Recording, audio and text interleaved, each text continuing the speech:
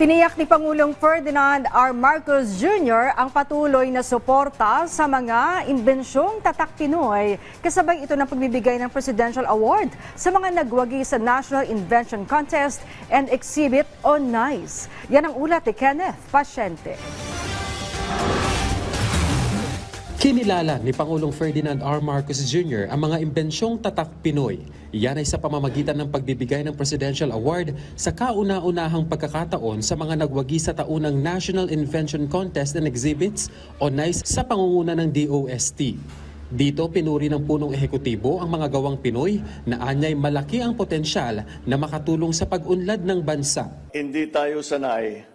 Dahil hindi galing tayo sa Pilipinas na hindi naman kumpletong gamit natin, nakakapaghanap tayo ng remedyo. Ang Pinoy magaling makahanap ng remedyo.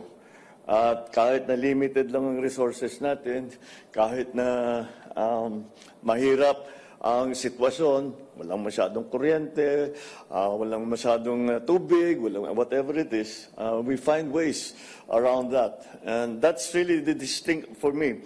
I always say that the success of Filipinos lies in their industry, their compassion, and resourcefulness.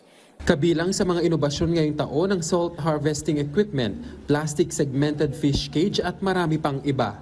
Nakatanggap ang mga inventor ng mga ito na premyo na nagkakahalaga ng 100 hanggang 300,000 piso. I want them to gain the benefit from their very good work. All of these inventions here are very fine ideas that you have put into reality. Hindi niyo lang inisip, drawing, pero ginawa talaga ninyo. Tinesting ninyo, gumawa kayong prototype. Yung nasira, inayos ninyo, dahan-dahan, hanggang na-perfect na ninyo. And that takes a great deal of persistence, determination, and a belief in the technology that you are developing. Umaasa naman ng Pangulo na hindi lang matetenga ang mga ganitong uri ng imbensyon. Kasabay ang pagtitiyak na patuloy na susuportahan ng pamahalaan ang mga ganitong uri ng mga likha. There is also a very strong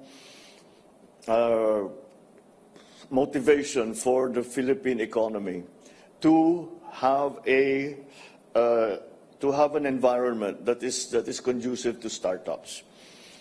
It's a difficult thing because startups generally have a failure rate that's rather high. It's the nature of startups. But one unicorn makes up for all of those others that did not make it. And that's what we have to do.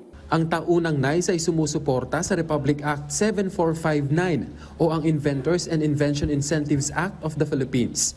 Layon nito na gawaran ng parangal ang mga inventor at hikayatin ng mga Pilipino na makabuo ng mga bagong produkto at proseso na pakikinabangan ng lipunan.